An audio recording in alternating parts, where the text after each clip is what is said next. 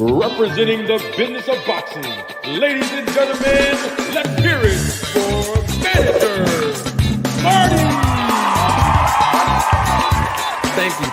Thank you. You're far too kind. Thank you very much. I've got all the respect in the world for both Earl and Derek. And now on to your question about that is a very tough call. I think it's a 50-50 fight. I like both guys. Terence has got tremendous skills. He's really got the dog factor, too, that I like. But I think Earl's got the dog factor going for him, too. He's a little more reserved about it. But I think one thing we learned about Earl is, like they say, don't be talking smack against the high school football team that you're getting ready to play, because they'll take everything that you say and post it up on the locker room, and they'll do nothing but fire them up. I think that Earl was highly motivated and came in there and did a great job. And we'll have to see how, if and when they fight, how the build-up goes. But I would say it's a 50-50 fight. I mean, I respect both guys. I think they're both tremendous fighters, and I want that fight to really see, who is the pound-for-pound number one. I think that Earl's the bigger guy. He's always been a 47, but I really think he's a 54. So my question to you, and I think this is the question that most fans would have. If Crawford doesn't drink, which we know, if he doesn't smoke, which we know, if he's a gym rat, meaning that he stays in the gym actively and he keeps his body in shape 24/7, way before he got with Conte, my question to you as his best friend, knowing him, why do you think that he went over to Victor Conte to get any type of improvements if everything he's been doing in the past 36 fights up until this point, or 37 fights in his case before he went to Victor Conte, was right? They've been doing a nice streak, him and Bomac and the team, Bernie and those guys over there. Why would you think he would go over there with Conte to improve anything if everything's been working out of 37 fights? Well, obviously he's going up against, I think, what the boxing world was saying, a bigger fighter, a bigger, stronger fighter. So, I mean, I think, like you said, SNAC does work. This is from my God. Double salute to him, Gregory Quarterbomb. Greg says, greeting, Manager Marty, the roller tape film crew or family, and Mr. Conte. Mr. Conte, did you contact Bud Crawford, or did Bud Crawford contact you? And when did you actually start working with him? And what was it he needed to improve? So let's break this down in increments. Did you contact Bud, or did Bud Crawford contact you? Okay, as I said earlier, you have these companies out there that for every single fight, I don't know who contracts them, but they go around when they find sponsors and they say, would you like to sponsor this guy? Would you like to sponsor this guy? Would you like to sponsor this guy? Here's how much it's going to cost. I don't know who it was, but somebody that was representing Terence contacted my office, okay, and wanted some ridiculous amount of money, $50,000 or something crazy for endorsement. I said no. Thereafter, at some point, Terence called, and I talked with Terence, aside from this guy. And then Terence, on his own, he basically said, this is Terence, and you don't have to sell me on anything. I already know what you do. I've been following you, and I'd like to work with you, blah, blah, blah. And so we had a brief talk. Then he called Demetrius Andrade. He didn't tell me he was going to do that. And Demetrius said, trust me, you want to be with this guy. He will help you in many, many ways. Whatever Demetrius said, he vouched for me. And then Terence called back and said, I'm in. I want to be with you and SNAC. All right. And so the first step, as we've always talked about, is let's get your blood testing. Because if all I am is a sponsor and I'm just sending you a fighter training stack that's generic for anybody and everybody, and you're wearing a patch, but I've never talked to you or I've never tested your blood, I don't consider that me working with you, and it's a real working relationship. But the instant that you give me all that data on your blood, and I can now interpret that and make specific recommendations and prompt you to have great compliance if you want to get some results, now we're working together.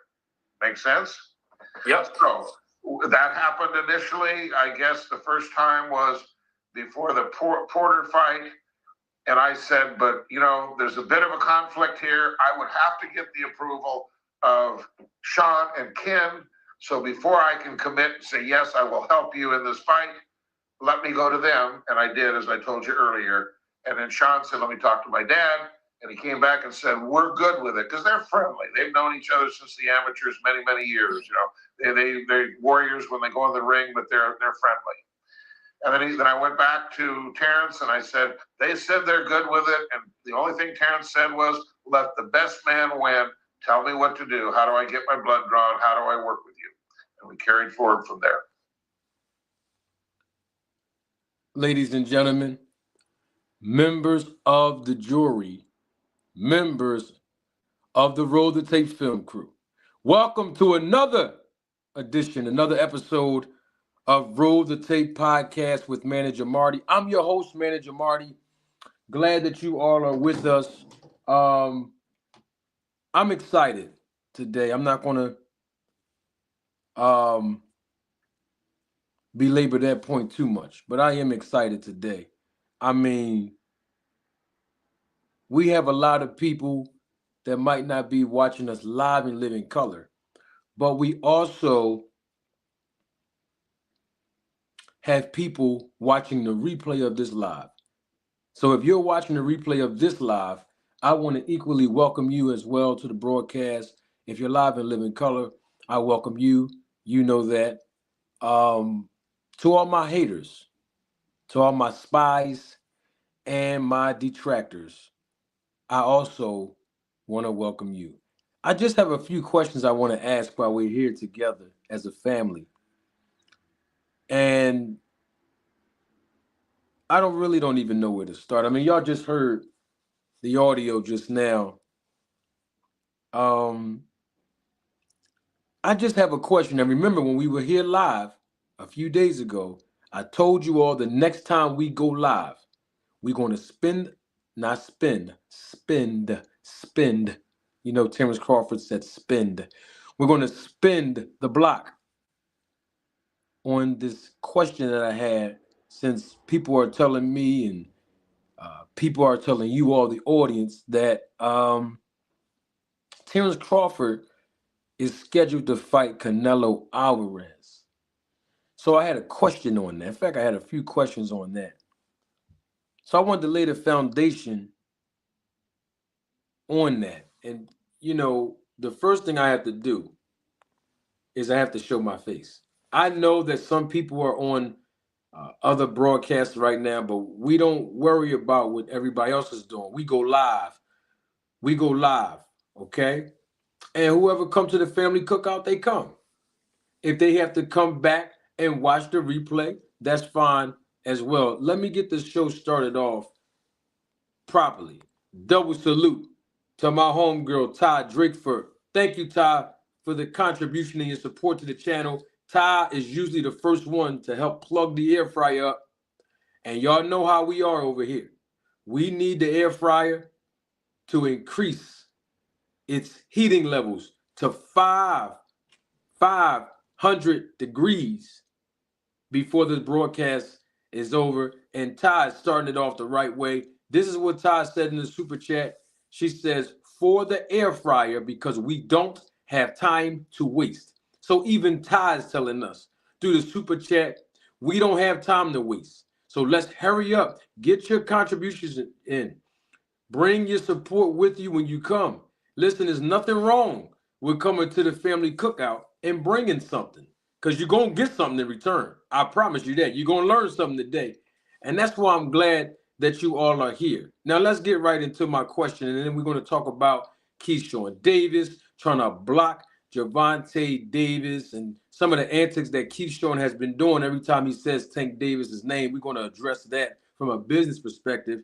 We know that Terence Crawford and Shakur Stevenson, they obviously had a disagreement, and it won't be their last one. In fact, I want to point out something. I did this as a joke the last time when I saw how, Shakur Stevenson and Shakur Stevenson and Terence Crawford, they had a little disagreement about, what was that, 2 months ago? Yeah. I want to point that out. I think it's just all for comedic purposes. Now, let me get to my question. We're going to go right in.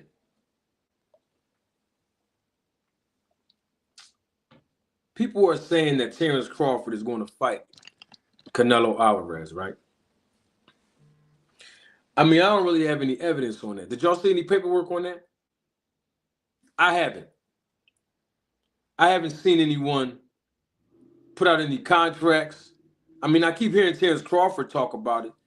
I don't know if he's the only one talking about it. I haven't heard too many other people that's involved. I'm talking about actively involved in the negotiation process that's talking about the actual fight. Because the last time I checked, and I could be wrong, but I know I'm not wrong. The last time I checked, that I'm talking about what I'm about to say, I could be wrong, but I know I'm not wrong. What I'm about to say. Don't Canelo Alvarez have a fight with Skull May 3rd? Okay. I mean, they had a press conference, right? Oh, okay. I mean, that's what I thought. So it always amazes me how reporters, right? Reporters always ask fighters about fights in the future instead of really honing in on asking questions about the fights that they have present, like right now. Like, you have more people that's interviewing, like Canelo, they're asking him about Terence Crawford. What do you think about fighting Terence? Hold on for a minute. The man has a fight that has been officially announced against Skull, and I'm talking about within 8 weeks, and you're asking him about another fight. I mean, I really don't like when YouTubers or media members do that. That really annoys me, actually. Double salute to Band Up. He's a member of the channel, supervisor of the Roll to Tape film crew, and Band Up asked me a question in the chat, and because he's a member, I'm going to read it. Band Up says, Marty, they are going to fight. Do you really think Bud is sitting out all this time for no reason? I don't know. I mean, we are used to seeing Terence Crawford fight once a year. Y'all remember when I backed Rick Glaser up in the corner when I tried to prove that to him? Y'all remember when Rick Glaser was here, right? Now, this is not a shot at Rick. I'm just using this as a reference. When Rick Glaser was here, and you hear YouTubers hijacking his talking point that he used against me, trying to throw shots at Al Heyman and PBC fighters by claiming that they only fight once a year. They only fight once a year. You heard your favorite content creators say that, right? Didn't you? Now, at the end of the day, I told Rick Glaser that Terence Crawford wasn't with PBC when he was fighting once a year, and nobody spoke on that. So to answer your question, Band Up, I don't know what he's sitting out for. I'm just telling you that we're used to seeing Terence Crawford fight once a year. The last time he fought was in August, right? He fought in August of 2024, right? And then before that, he fought when? July 2023 against Spence, right? Oh, okay, yeah. Yeah, before he fought David Evanesian. A year before that, he fought Sean Porter, correct? Okay, and then a year before that, he fought Kell Brook, right? Oh, okay, so we're used to seeing Terence Crawford fight once a year. So I don't know what he's sitting out for. I'm just saying that I haven't seen anything legible to substantiate the claim that Canelo is fighting Terence Crawford in September. I mean, these are reports that's saying that. But basically, if you're saying that, then you're basically saying that Scar is going to lose, and he has absolutely no chance of winning against Canelo. Now, I'm not saying Scar actually have a chance of winning against Canelo. I'm just saying it's not fair to to a fighter like Skull, who's putting his whole life on the line mentally, spiritually, emotionally, and physically, just to go in there for people not to give him a chance. I mean, we've seen some strange things happen in boxing. I mean, we've seen the underdog win, is when I say strange things happen in boxing, right? For example, Ryan Garcia, the underdog, he beat Devin Haney, and I actually thought that Devin Haney was going to win, and my keys to victory was, hey, he's going to outbox him, using that jab and just basically dancing circles around it. But that didn't happen. I mean, we've seen Hasim Rahman. You know, remember Hasim Rahman? He was an underdog, right? When he fought Lennox Lewis. Some of you know your boxing history. And what happened? You've seen what happened, right? He knocked Lennox out. I mean, remember when George Foreman was an underdog? Y'all remember when George Foreman fought Michael Moorer? Right?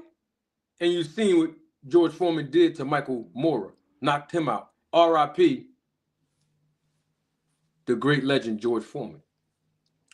So it won't be the first time we've seen underdogs win. So I'm not just automatically counting Skull out. I'm just saying we don't know what Terence Crawford is sitting out for. I mean, it's more likely that the fight is going to happen. It definitely is more likely. You know what I mean? But I'm just saying, I can't just say, just because reports are saying it, oh, Terence Crawford going to fight Canelo next. I don't know if he's going to fight him next. I don't know. I've been around boxing in the business long enough where things just really don't happen next. I'm so serious. You have your hopes up and say, oh, this fight's going to happen next. And then something happens in the interim of that, and then it changed plans. So I don't know. But we shall see. Double salute to my guy, Sin Ironheart. Double salute to 2 Cents Boxing, and double salute to Ariana. They are all members of the channel, supervisors of the Roll the Tape film crew. Now, here's the thing. I want to bring this up now. There's no point of waiting. But I wish we had some super chats, right? So we can, this air fryer has to warm up to 500 degrees, and I don't want to slow walk this. I appreciate your contribution and your support. Now, here's the question I have real quick before we get on with Gervonta Tank Davis and, you know, Shakur Stevenson and them, right? I got a question on that because y'all just heard me play it in the beginning. And I told y'all the last time we were here, when we come back and spin the block and go live again, I'm going to resume this point. So Errol Spence Jr. was bigger than Terence Crawford, stronger than Terence Crawford, while they were in the same weight class. But Canelo Alvarez isn't. Y'all don't understand what I'm trying to say? I'm gonna repeat the question. I want this to sink in. So Errol Spence is the bigger fighter, stronger fighter, when Terence Crawford and him shared the same division, 147 pounds, welterweight division, right? They were in the same weight class, but they were compared in weight to each other before they fought. Errol Spence was bigger, naturally bigger, stronger than Terence Crawford. They was in the same division. But Canelo Alvarez isn't bigger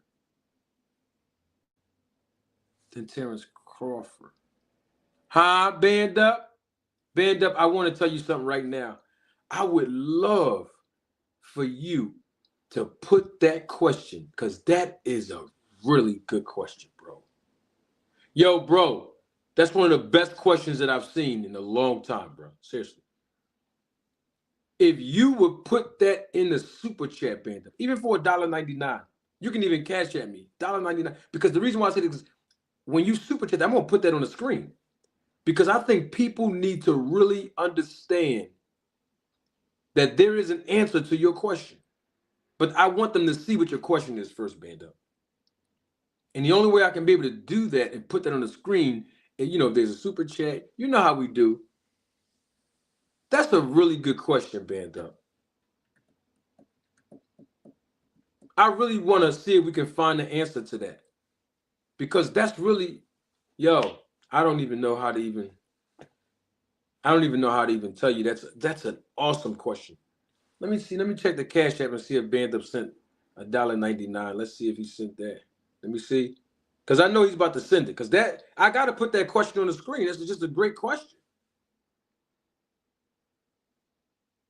I mean, I could put it up on the screen now and wait, but we got to have to, listen, the air fryer has to go up.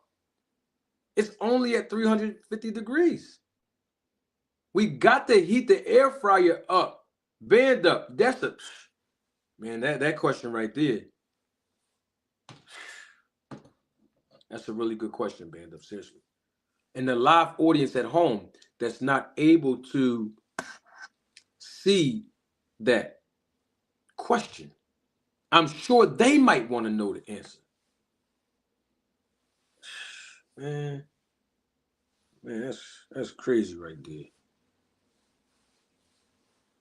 Oh, air fryer just jumped up, $3.75. Double salute. Double salute to Ty Drakeford again. She spent the block in the super chat. Thank you again, Ty. Ty says, towards answering Band Up question. And then Band Up's question is this. Double salute to Band Up. Thank you so much, my brother. We got to get the air fryer up. We just have to, because the people came for entertainment and education. Band Up asked a great question. One of the best questions I've seen from an audience member in a long time. Band Up says in the super chat, how do we know if Errol Spence was bigger and or stronger? How do we know if Errol Spence was bigger? How do we know that? I mean, good God almighty, that's really a good question. Even Isaiah WYD even asked the question, and double salute to Isaiah WYD. Thank you for your contribution and your support to the channel. And Isaiah, look, he heated the air fryer up 400 degrees. Isaiah says this, how do we know EJ was bigger? That was the question that Band Up asked, and Isaiah followed up with it. Thank you for the support from Band Up and Ty, and of course, Isaiah. And then we have my God, double salute to him, GM, always coming through with the support. Thank y'all for your contributions and your support. And then GM said in the super chat for Band Up, for air fryer purposes. That's what Isaiah just said. Now that's so good. Let me put Band Up's question on the screen, because I know a lot of people want to know the answer to that. I think I found it too, actually. How do we know that Errol Spence was bigger than Terence Crawford? I mean, how do we know that? I'm talking about before they fought. Before Terence Crawford fought Errol Spence, how do we know that?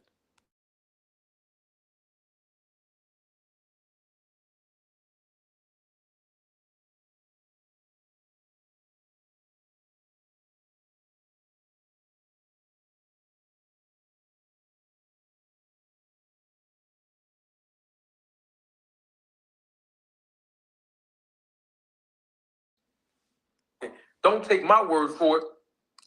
Roll the tape. I've got all the respect in the world for both Earl and Derek. And now on to your question about that is a very tough call. I think it's a 50-50 fight. I like both guys. Terence has got tremendous skills. He's really got the dog factor too that I like. But I think Earl's got the dog factor going for him too. He's a little more reserved about it.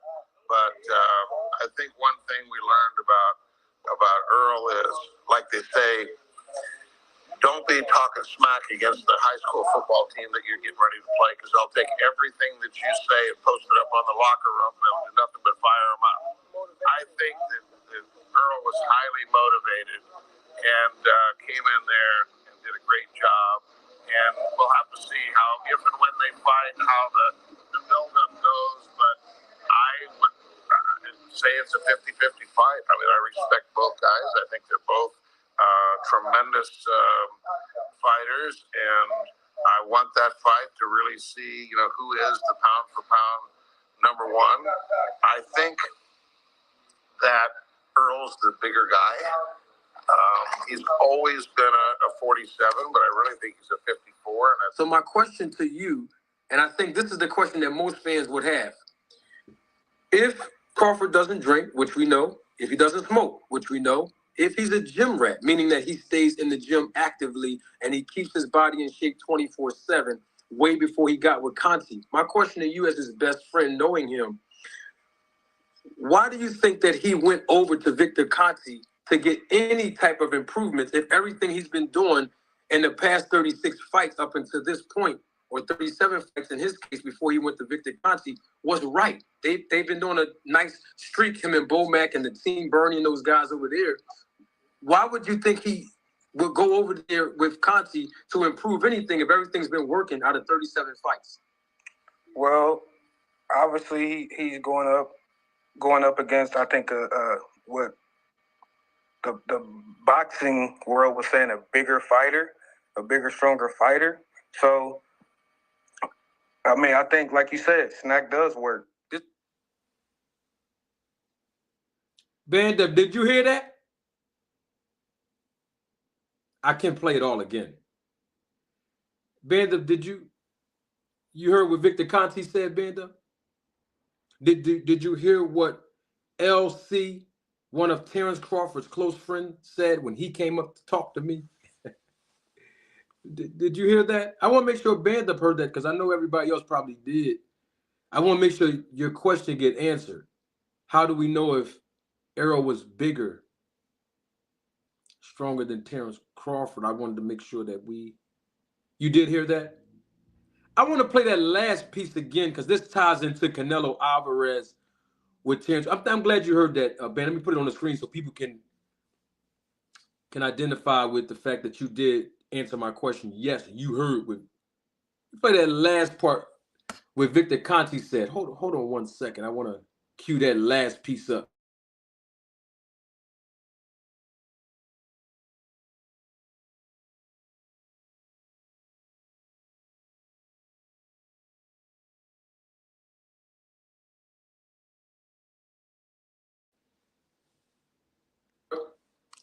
Roll the tape.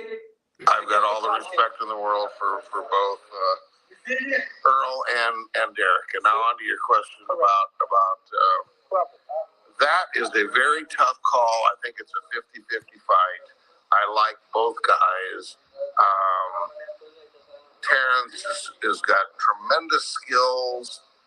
He's really got the dog factor too that I like.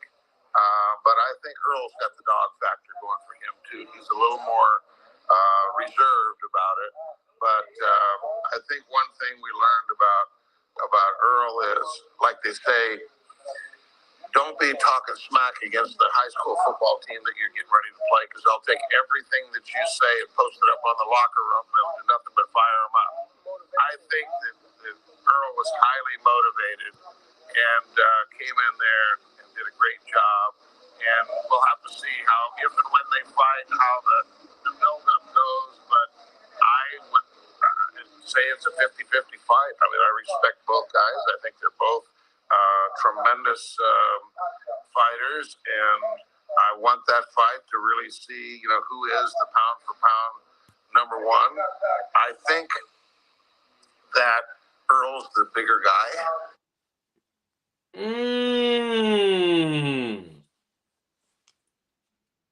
When did Victor say all of this? Let's put that date back on the screen for the people that are watching live and living in color, and the replay of this live, watching the screen. I know some people are driving, some people might be at work, and you can't see your screen. So I am going to actually vocalize the date so that you can hear it.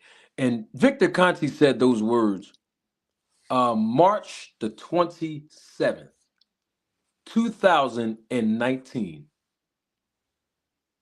March 27th, 2019, that's when ES News posted this interview that they conducted with Victor Conte. This was literally in 2019, if my math serves me correctly.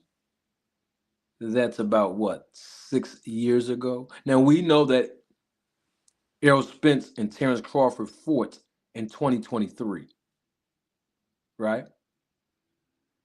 Yeah.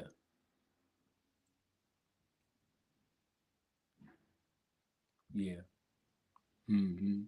That was in 2019, though, when Victor Conte said that. I mean, that's what he said.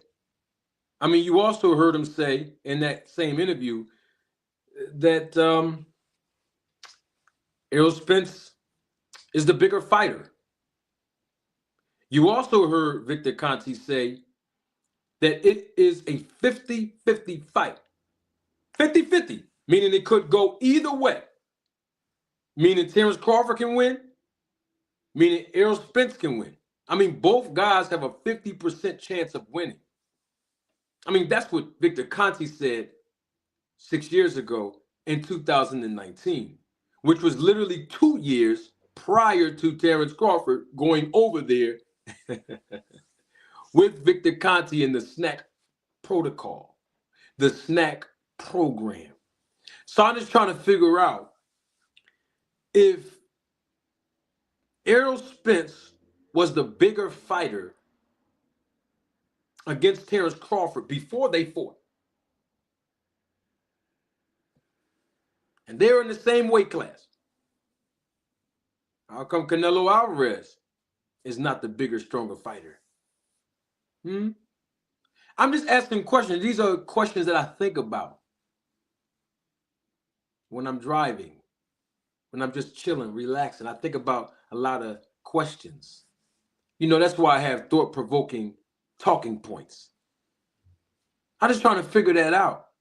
I mean, the guy that Terence Crawford is working with now, Victor Conte, even he said before, before Terence Crawford got on the phone and called him, 2 years before Crawford called his phone and asked to come over and work with SNAC, he said it's a 50-50 fight.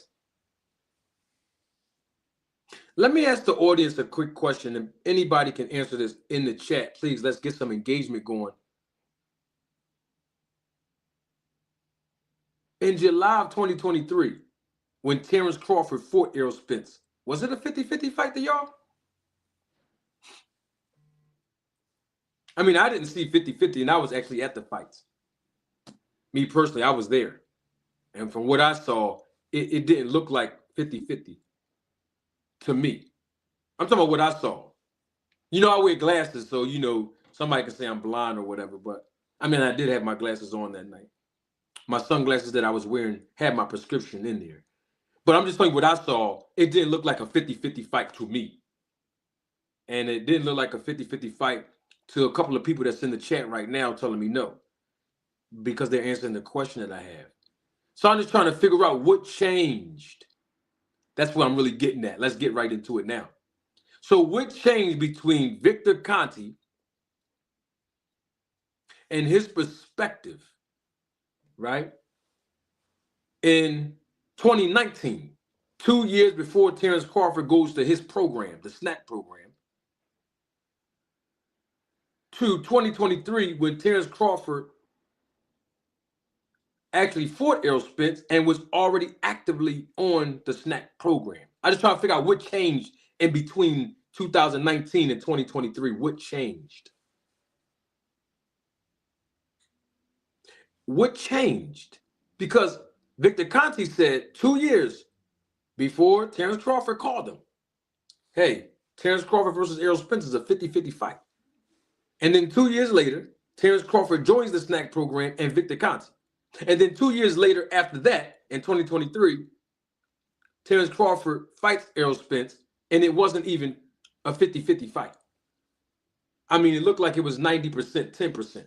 90% to Terence Crawford, 10% chance of winning for Errol Spence. I'm just trying to figure out what in between, that's what I'm trying to figure out.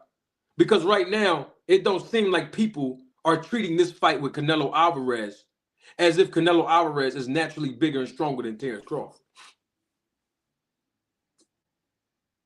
I wonder why that is.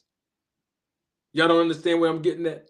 Okay, before Terence Crawford fought Errol Spence, before Terence Crawford goes over to the SNAC program with Victor Conte, people, and even Victor Conte himself, said this is a 50-50 fight and says, I think that Errol Spence is the bigger fighter.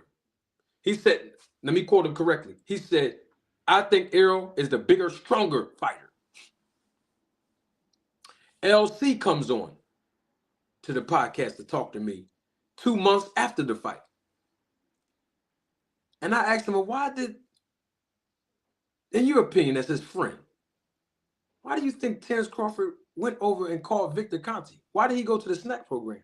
And he said, I think because the boxing world kept saying that Errol Spence is the bigger fighter. So is that why people not really treating Canelo Alvarez as the bigger fighter right now? I mean, everybody seems to be anticipating this fight between Crawford and Canelo. I mean, I know he's jumping up multiple weight classes, but I don't hear a lot of outrage. In other words, man, I don't think this is a safe fight for Crawford. It's not a safe bet for him. I mean, he's going up against a guy who walks around probably 180 plus pounds. I mean, the guy's just naturally stronger and bigger than Bud. I don't know if he stands a chance. Maybe it's a 50-50 fight. I don't hear people talking about that. And I wonder why. Hey, I don't know if this has something to do with it. Go on and look at your screen. I don't know if this has something to do with it. Go and look at your screen now. I don't know. That's why I'm asking y'all what y'all think. I'm just asking. Just some thought-provoking questions. Okay? Hey, don't get mad at me. I'm just asking. Double salute to my guys at Quartler Manus LLC, personal injury lawyers in the states of Pennsylvania and New Jersey. Go on their website, wefightwewin.com, if you need any consultations and representation in any case involving personal injury. wefightwewin.com, the sponsors of this channel, my guys, Quartler Manus LLC. This is not one of those sponsorships where I'm just saying this because they're supporting the channel. No, I'm saying this because I actually hired them personally on multiple occasions. And not only do they fight, but they win. So if you are in the Pennsylvania and New Jersey area, any city in the state of Pennsylvania, any city in the state of New Jersey, you need to contact Quartler Manus LLC. I promise you. When you go on their website, you can actually see their phone number listed. You see me wearing their t-shirts when I go live. You'll see their advertisements posted and published inside the videos, sometimes in the beginning, sometimes in the middle, and sometimes inserted at the end. Give them a call. They are really good, and I promise you, you're going to get a check. Hey, and I'm not saying that because, it's all about money, but at the same time, it's all about doing what is right. And the way the legal system works is when someone doesn't do something right, they have to pay. And I think you might qualify to be fully compensated if you have any personal injury issues. Now, back to the show. That's what I'm trying to figure out. I wish somebody had an answer. You see, it's unfortunate, y'all, that I got to ask an audience. I have to ask the Roll to Tape film crew members. I have to ask the supervisors of the Roll to Tape film crew. I have to ask questions like this to you all. Why? Because the people that I really want to ask, they don't want to come up here. They just don't. I mean, I'd love to ask Terence himself. I mean, I talked to Victor Conte twice. 5 hours of total dialogue time with Victor. And I can only get him to tell the truth 50-50. It's like when I talk to Conte, it's 50-50. Like he talk about Spence versus Crawford before they fought, 50-50. You know what I mean? It's like 50% of the time he's going to tell me the truth, 50% of the time he's not. I don't know. So I figured I'd ask you. I mean, Bill Haney won't come up. Devin won't come up. Tim Bradley won't come up. Clarissa Shields won't come up. Caleb Plant won't come up. Sean Porter ain't come up yet. These are questions. I got some questions for these people. So why not? If I can ask my audience, I will ask you all. But the real answers have to come from them. I mean, there's content creators that won't come up here. I mean, I think all of them won't come up here to see me for the same reason. But who cares? They don't want to click the link. It's just little old me. Just want to ask a few questions. That's all. And speaking of questions, I do have a question. I have a question for Keyshawn Davis. Keyshawn, why do you keep saying Tank Davis's name? I mean, I can speculate and assume the answer. Oh, thank you for that, band up. Shannon Sharp. Band up on point today, y'all. I asked Shannon Sharp a question and super chatted. This is months and months ago. I super chatted Shannon Sharp when he was on the show with Ocho, right? Their show that they have. I went on their show. I spent like $20-something because the first time I did the super chat, it came off my card, but it didn't go through on their end. And then when I paid again, it did go through, but of course they didn't read it. But I had a question for Shannon Sharp. Y'all want to know what my question is if you missed it? Okay, because I have the proof. I mean, I can put it up on the screen, but it's going to take me a few minutes to find it in my vault. But I asked Shannon Sharp a question. The question I asked Shannon Sharp was based off of what Victor Conte said in the Netflix documentary. Y'all remember the Netflix documentary, right? Yeah. And Victor Conte said that he worked with the Denver Broncos. Don't get mad at us. I'm telling you what Victor said. He said he worked with the Denver Broncos, 97, 98 season. That's the season they went to the Super Bowl. Now, I know Shannon Sharp got all the muscles. I'm just trying to figure out, what did Victor Conte give these guys? What did he go over there for? Shannon Sharp, what did you call him for? I know that Terrell Davis and them guys called him too. I'm not letting them off the hook. I'm just asking Shannon Sharp. He has a credible, notable name. So I figured I'd ask him, what did y'all call Victor for? Y'all won the Super Bowl, great. We know who helped y'all. They were on the SNAC program. Don't get mad at us. This is Victor. Don't get mad at me and the Roller Tape family. This is what Victor Conte said in the Netflix document. You know I can pull it up. You know I got the tape already queued. I'm just trying to figure out from Shannon Sharp, what did you call him for? And this, and listen, don't get mad at us. This is before Conte went to jail. The Baco scandal came to a halt, okay, in 2000 and 2001, okay? So you know what Conte was doing before. I'm just trying to figure out, what did he give that Super Bowl team? I know somebody's going to say he gave them supplements. Okay, great. Let's go back to the supplements thing. He gave Shannon Sharp and the 1997/1998 Super Bowl champions, Denver Broncos, supplements. But you know he had to take their blood. And you know he did. Now, I done showed y'all the last time we were together at the family cookout why he was taking people's blood through the comprehensive blood testing. Don't get mad at me. This is what Victor told us. In the same Netflix document. You want me to play it? I dare somebody to super chat me. I'll play it if you want. Victor Conte told us why he was taking the blood. Doing comprehensive blood testing. Y'all remember that? Hey. So I'm trying to figure out from Shannon Sharp and the rest of those guys, what did y'all call them for? What did y'all call? See, I just want people to answer the questions. What Ty say? Look at your screen.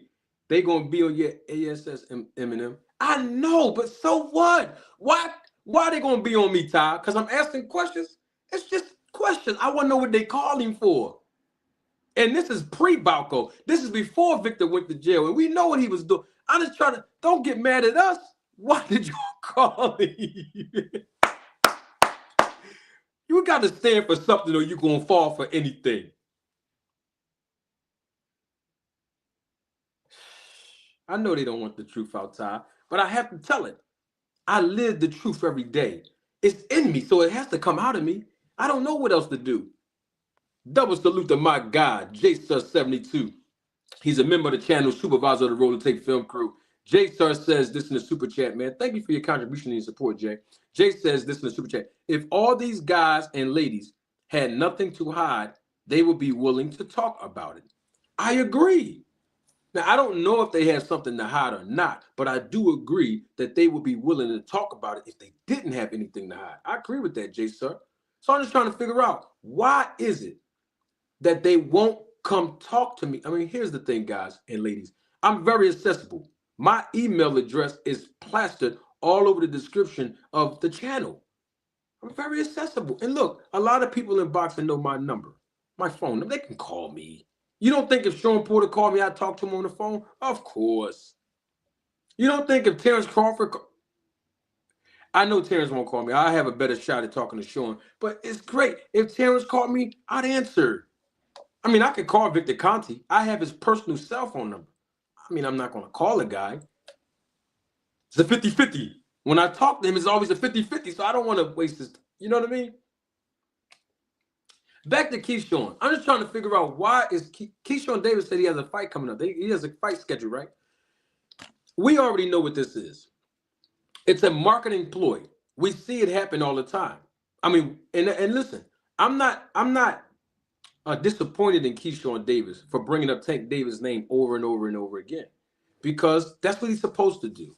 He's supposed to bring up Tank's name because it builds his status, okay? It makes him more marketable. It makes fans want to watch his fights more and more and more, so that every time he wins, we already know what the golden question is going to be. What do you think about Tank Davis? Is he next? And then he's supposed to say, yeah, he's next. I want Tank. He's supposed to call him out, right? And so we see this tactic time and time again been playing out. And let me be a little bit more specific. At Top Rank, right? This is a marketing scheme. And there's nothing wrong with it, but we've seen this play out time and time again. It's a marketing scheme from Top Rank Promotions. We've seen this. Remember when Manny Pacquiao, right? He would win all his fights, and every time he'd fight, in the buildup of his fight against a different opponent, they always ask him. Members of the media ask him, what do you think about Floyd Mayweather? You going to fight Floyd Mayweather next? Yeah, I want to fight Floyd Mayweather next. All the way up until the point they actually fought.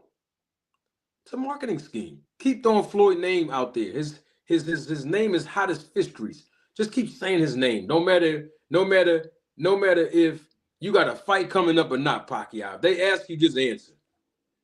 We've seen that same play ran when Terence Crawford was with Top Rank. Y'all remember that? So Pacquiao first, right? Then Terence Crawford. Remember? Oh, man, we want to see you fight Errol Spence. Is Errol Spence next? Yeah, Errol Spence. So Errol Spence's name, hot as fish grease. Top Rank comes right over and say, yeah. Ask them about Spence. Because it builds up their fighter. Why? Because fans will start anticipating. Oh, we want to see, man, we want to see Terence Crawford and Spence. We want to see Manny Pacquiao and Mayweather. We see it happening right now. We saw it happening with Shakur Stevenson when he was signed to Top Rank. They was asking him about Tank Davis. And now Keyshawn Davis pulling the coattail and following that same train. They're just attaching the car to complete the whole train. That's all they're doing. Same marketing scheme. Say Tank Davis. Say Tank Davis. And now Keyshawn Davis is saying that, hey, Gervonta Tank Davis don't want to fight me. I want to fight Lamont Roach. I have a question for that, Keyshawn. And this is not to demean Keyshawn. I'm just trying to ask him a question. Why didn't you call out Lamont Roach first before he fought Tank? I mean, I didn't see a lot of people calling out Lamont Roach anyway. But I mean, Keyshawn is saying he'd be willing to fight Lamont Roach instead of Tank fighting Lamont in a rematch. But I'm trying to figure out how come Lamont Roach's name wasn't in the sweepstakes for Keyshawn Davis before he fought Tank, before it was even announced that he fought Tank. Because you see how people start changing their tune, not Keyshawn's per se, but even members of the media, even content creators. You know, you see it. The same people that was criticizing Tank when that fight was first announced, him against Lamont. You know what I heard most people say? Oh man, Lamont Roach, man, that's easy. He's cherry picking. He's using the guy from a smaller weight class to move up just so he can beat Lamont Roach. Oh man, here go Tank again. Here go Tank again. The Gervonta Tank Davis / PBC protection. And guess what? Lamont Roach go in there, show and prove, fight to a draw. And you know what people are saying? The same people that was saying, man, this is gonna be a whitewash. This is another tactic from PBC, making Gervonta Tank Davis fight smaller fighters to protect him. We know Tank gonna go in there and knock him out. The same people that was saying that are the same people now saying, oh man, Lamont Roach got robbed. Oh man, Tank Davis fought to a draw. Man, he got exposed. But I thought y'all said it was a cherry pick before the fight. Which one is it?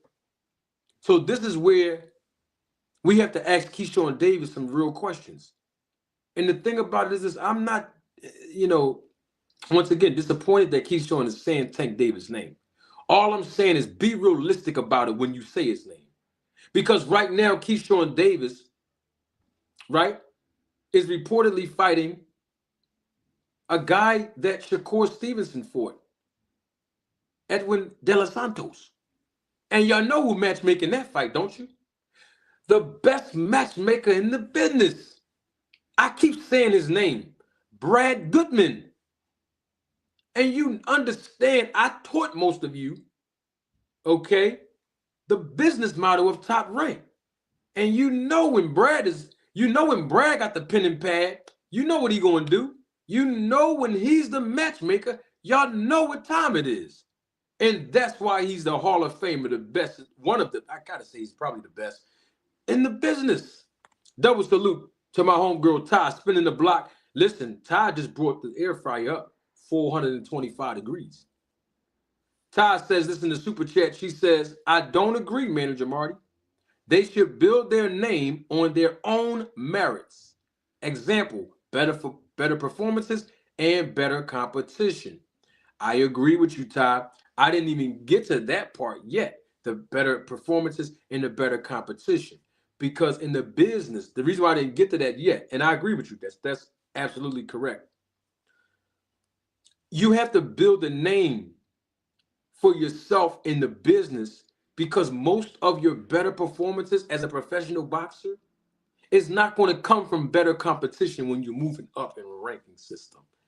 And that's just the way the business is designed, to protect the investment and the interest of the promoter. And what I mean by that is very simple. I mean, Bob Arum is putting a lot of money into Keyshawn Davis right now. Top Rank as a whole, promotion company, right? So it would not be in the promotion company's best interest to put Keyshawn Davis in there with 9 professional fights, 10 professional fights, 11 professional fights, 12 professional fights with top level competition.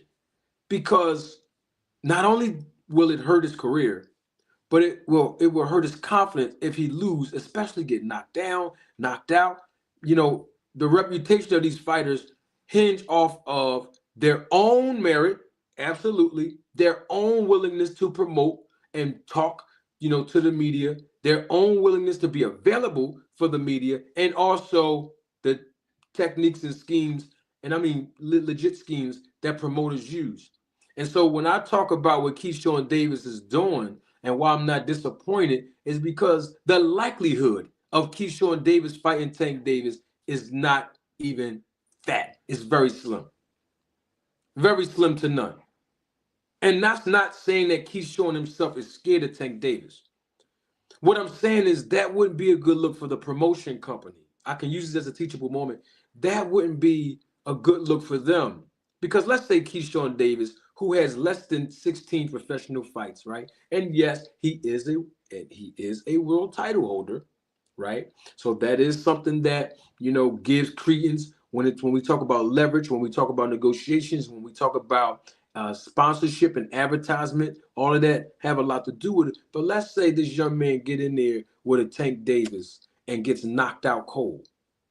He'll be on a shelf like a Frank Martin. Okay, because we know Keyshawn Davis's competition haven't been there. Him fighting De Los Santos, to me, this is just my opinion. Keyshawn Davis's toughest competition will be against De Los Santos right now. Okay, band up. Please don't start this with the Bud put a TKO on everyone at 47. And I would have to agree with that too, band up. Okay, but don't forget now. Don't forget. Please don't forget his last 3 performances at 147 was a contribution to this right here, band up. Go on and look at your screen. Y'all have to give Victor Conte his credit when it's due now. Their performances are enhanced when they go over there. And that's just the honest to God truth, and we know it, okay? And what it does for going over to Victor Conte, it diminishes the achievements of the athletes. You want to know why? Because Victor will say the same thing to them that he said to Tim Montgomery. In other words, you would not have been able to accomplish this without me. All of the SNAC fighters, they have their performances enhanced. So we want to say, oh, they're so special. They're gifted. They're talented. They're that good.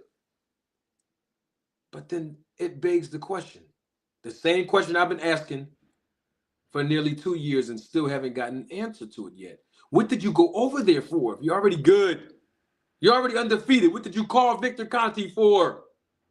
Why did you join the SNAC program? That's the question I have for all of the SNAC fighters, by the way, not just Terence, all of them. Because their association, the mere association with him, makes people suspicious. And they won't get the credit that they rightfully deserve if they're on and up with Victor Conte. That's just the truth, and that's just how it is. So, Keyshawn Davis is saying he can fight Lamont Roach, but you didn't call Lamont Roach out. You keep using tech name, Gervonta Davis. You didn't call out Lamont Roach before it was announced that he was fighting Tank. I mean, we saw Lamont Roach fight on the undercard, remember? He fought against Hector Garcia. And they were getting it on. That was a really good fight. On the undercard of David Benavidez versus Demetrius Andrade. Nobody was calling out Lamont Roach then. You see what I'm saying? And so that's all I'm trying to figure out from Keyshawn. It's good to use Tank Davis, like if you want to sprinkle his name out every now and then, but every interview, you don't have to keep using Tank Davis' name at this, because the likelihood of you fighting him is slim. And not only that, Keyshawn has to build up his marketability. Right now, if Keyshawn Davis walked in the city of Philadelphia, most people might not even know who that young man is. And that's not to say he's not a talented fighter. What that basically saying is he has to build his marketability up and become more available to the media. There's 3 things that he's going to have to do to be a household name or a pay-per-view superstar. And it's the same thing all of the pay-per-view superstars do in boxing, in entertainment in general, but in boxing. I'm talking the superstars. It's 3 things that they do. And I told y'all this the other day, and I'm going to say it again. They bring the cars out. They bring the stars out and they bring the bras out. They bring the cars out. Well, let me back up. They bring the stars out, meaning celebrities. They bring the cars out, meaning the nice vehicles, exotic, luxury vehicles. And they bring the bras out, BRAS, the ladies, the women. And that's how you know, and I'm talking about as men. We're talking men. We're talking about male professional boxers who are superstars in the sport.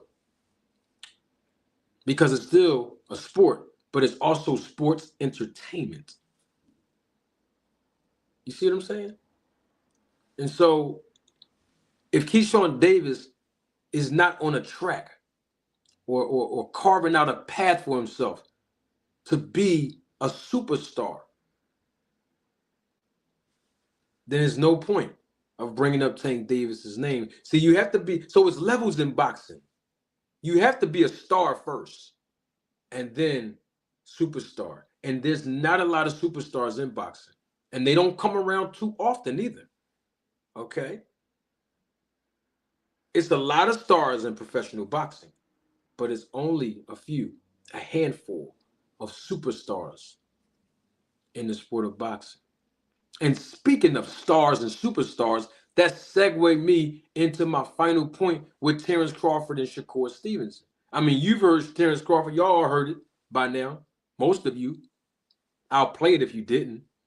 You know, Terence Crawford is basically saying, you know, that, hey, and he said it in a recent interview, hey, if Tank Davis wasn't so cocky, he can fight on my undercard when I fight Canelo Alvarez, him and Shakur Stevenson.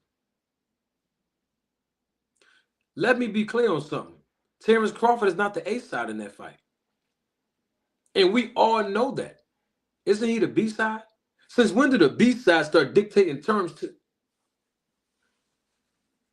Let me reframe that. Since when does the B side start dictating terms, not just to an A side fighter in Tank Davis, but even to the B side fighter on an undercard?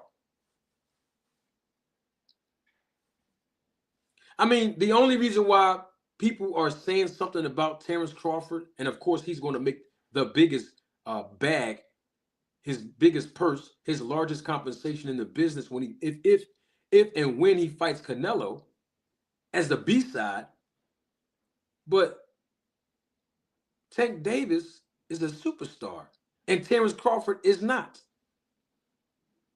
I'm talking about compared. When I say he's not, let me be clear. Let me be real clear. Compared to Deontay Wilder, Canelo Alvarez, Errol Spence, Gervonta, Tank Davis. You put all four of those names up on a marquee, fans will rush to pay top dollar for flights as far as airfare, hotel stay, pay-per-view, even at $90 to $100 to see those four fighters. Errol Spence, Gervonta, Tank Davis, Deontay Wilder, and Canelo Alvarez. They are the four kings of superstardom in the sport of boxing. When it comes to sports entertainment, that's just the truth. And so I'm saying Terence Crawford and his brand compared to those four guys, it's levels to this. Okay? So it's just about, you know, Terence Crawford understanding his marketability. Now, did his status increase after he fought Errol Spence? Absolutely. Did he get more opportunities to market himself, right, and transcend boxing from his perspective? Absolutely. I mean, I've seen him on WWE, and wasn't he in the ring in WWE event? That's good business. I was proud to see Terence Crawford go through the channels of the WWE. We've seen other boxers go through the same channel. Floyd Mayweather, Tyson in the late 90s, 98, I believe. Muhammad Ali, first WrestleMania, when it was called WWF. So I love seeing stuff like that, for especially cross-marketing with boxers. You know what I mean? So that's what I'm talking about. That's good business. That's because of good representation. You see, so I'm trying to teach y'all how the business work. And it's not a knock on Terence Crawford. But I'm just saying, when you compare him and his status with those 4 guys, it's not close. So this is an opportunity for him to fight Canelo, and I believe he's going to retire if he fights Canelo. I believe he will. I believe he's going to retire after that fight. There's no way that Terence Crawford will go all the way up in weight and then drop all that weight down to prove a point at 154 pounds. It's pointless. He's already accomplished so many things in the sport of boxing. He's broken records. Thank you, Victor Conte. Okay? He broke at least 1 record with Victor. Oh, sorry, 2. The 147 and 154. Thank you. Thank you, Victor Conte. Thank you. You know, Victor doesn't get a lot of credit, you know. Double salute to my guy, Greg. Mr. Greg, I call him. But Gregory Quarterbaum in his super chat. He's also a member of the channel, supervisor of the Roll the Tape film crew. Thanks for your support, man. Mr. Greg says this. Good afternoon, Manager Marty and the Roll the Tape family. Here is some for support. I can't stay at the moment, but keep dropping knowledge. See you the next round. Appreciate you coming around, even if it's just for a few seconds, Mr. Greg. Thank you so much, man. We're about to get off the live, but I just wanted to, you know, say this real quick. Even with Shakur Stevenson, right? Shakur Stevenson, his name is being surrounded with Tank Davis, and he actually corrected Terence Crawford. And I have to say that I respect Shakur, and I always respect Shakur, and I respected what Shakur did in this fashion. There's other things that happen that I don't agree with, but that's not the point here. The bottom line is Shakur corrected Bud. Yeah, I hear what you, and he had to preface it by saying, I love you, brother. You didn't have to do that, Shakur. You just talk the truth, and if you love the person, they should know that you love them. You don't have to always qualify whether you like or love somebody to tell them the truth. You know what I mean? But he said it. I love you, brother. But I'm not an undercard fighter, and neither is Tank Davis. And me and Tank fight on the undercard, not a good look. What would be a good look? To sell and outsell pay-per-views and break records is if me and Tank Davis fight each other as a main event. And Keyshawn Davis' name had not been brought up because he's not a main event attraction on their level. So I know Keyshawn can keep calling Tank Davis out, and that's cool, but think about the fighters that we're talking about. Tank Davis is more likely to fight a Shakur Stevenson than a Keyshawn Davis. I mean, most hardcore fans would rather see Tank against Shakur than Tank against Keyshawn. So, yeah, Shakur said it the right way. It would be a pay-per-view. I don't know about breaking number records, and I don't know. We would have to see these guys fight and check the numbers out. But the bottom line is it's a massive fight. Tank Davis against Shakur Stevenson. That's a fight that has been brewing for over the years. It's a massive fight. So yes, that's a main event fight. And you know what's interesting about this whole undercard business, and I promise you, I'll let you go after this, because there's a guy named Turki Alashiki, right? He's making it cool for main eventers to be on undercards and be cool with it. Did y'all hear what I just said? Turki Alashiki in the Riyadh season is making it formidable and cool for main eventers to be on undercards. I mean, we know, like I just told y'all, right? I just told y'all, what I just tell y'all? One of the 4 kings of superstardom in boxing, Deontay Wilder, right? Undercard. Shakur Stevenson, another main eventer. A star, but he's a main eventer. He'll sell out the Prudential Center in his backyard, in his hometown, right? Undercard. Should I continue? Because the list goes on. If you want me to continue, I will. Okay, I'm going to continue. Devin Haney. He's a star, main eventer in his last fight against who? Ryan Garcia. Undercard. Should I continue? Okay, I'm going to continue. Teofimo Lopez, a star, main eventer, undercard. Y'all see where I'm going with this, don't you? Oh, okay.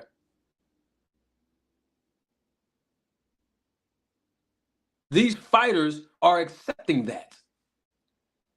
But see, when Gervonta Tank Davis speak on Turkey, he gets backlash. When he declined to fight, quote unquote, Turkey Al Sheikh's guy Devin Haney, he got backlash. When Jerron Boots Ennis spoke against being on the undercard of Turkey Al Sheikh to fight Virgil Ortiz, he got backlash.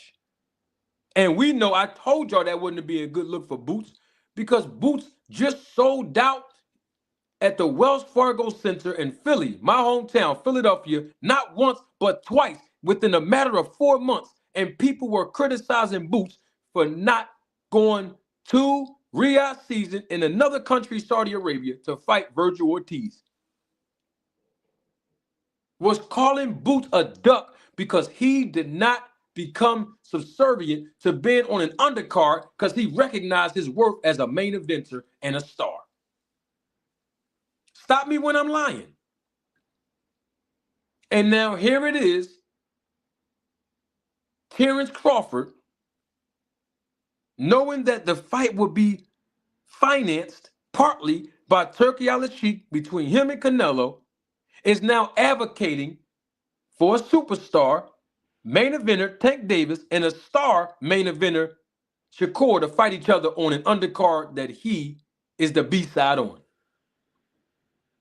See, they making it cool now to be a main eventer and then become an undercarder. You're supposed to do that when you're older. You're supposed to do that when you don't have anything left. You're only supposed to do that in the business when you are literally on your last leg trying to get one last check or two. Even Sugar Shane Mosley was on his way out, last leg. And he still was able to get in two massive main events. One with Margarito that lined him up to get his biggest payday in who? Floyd Mayweather. And then before that, watch this, he turns around and get that check and fight Pacquiao. Y'all see that? 3 massive fights for a main eventer like Sugar Shane. Now, did we see Shane on an undercard? Yup, he was on Mayweather's undercard. Remember when he fought Canelo? But that was a chess move for Canelo to fight who? Floyd Mayweather. So in other words, what I'm getting at is it's not far-fetched for someone like a Shane Mosley, who's a legend in the game, to be on an undercard after being a main eventer. But you got guys that's still active, young. Shakur Stevenson, main eventer on the undercard. Devin Haney, main eventer on the undercard. Well, his dad called him the face of boxing. Okay? Now, Turkey Al Sheikh needs to surround himself with people that understand the game. Yes, he's helping with the financial aspects of it, and he ain't the only one putting up the money, just so y'all would know. And guess what? It's not even his money. People keep talking like Turkey Al Sheikh is taking money out of his own bank account to fund these fights. Absolutely not. He's the greatest thing since sliced bread in the minds of other people. Oh, he's giving us the fights we want. That's not true, and I'm going to correct that now, and we're going to go. Nobody asked for Devin Haney to fight Jose Ramirez. So that's not a fight that we want to see. We wanted to see Ryan Garcia in the rematch with Devin Haney. Nobody wanted to see Ryan Garcia fight Rolly Ramirez. We wanted to see Devin Haney fight Ryan Garcia in the rematch. Nobody wanted to see Deontay Wilder against Big Bang Zhang. Now, I do give credit to Eddie Hearn and Frank Warren because they did that 5 versus 5. That was a good look. But at the same time, nobody asked to see that fight. Nobody asked to see Deontay Wilder versus Joseph Parker either. Most people wanted to see Anthony Joshua versus Deontay Wilder, which is what they was waiting to see how he was going to look against Parker to set up for Joshua. Y'all remember that?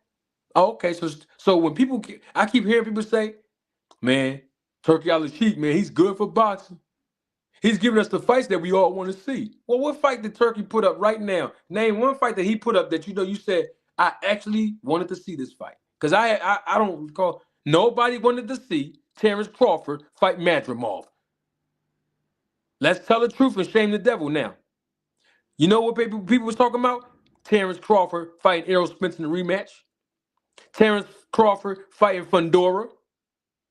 Oh, okay. And then before Fundora won, it was Terence Crawford versus who? Tim Tszyu. Tell the truth. Okay, then. Nobody was asking for Virgil Ortiz to fight Madrimov. Nobody was talking about, hey, we want to see Boots fight Virgil Ortiz. Nobody was talking about that. After Virgil Ortiz fought, nobody was saying, you know what? Man, I can't wait till he fight Boots. We was talking, at that time, last fall, we were talking about Boots fighting Brian Norman Jr. Y'all remember that? Oh, okay, so let's keep it 100. Let's tell the truth and shame the devil for the liar that he is. But the point that I'm really making is, what fights that happened that Turkey Al-Sheikh had his hand in where y'all said, I wanted to see that.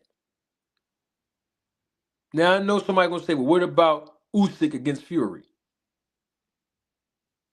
What about it? What about it? It's the heavyweight division.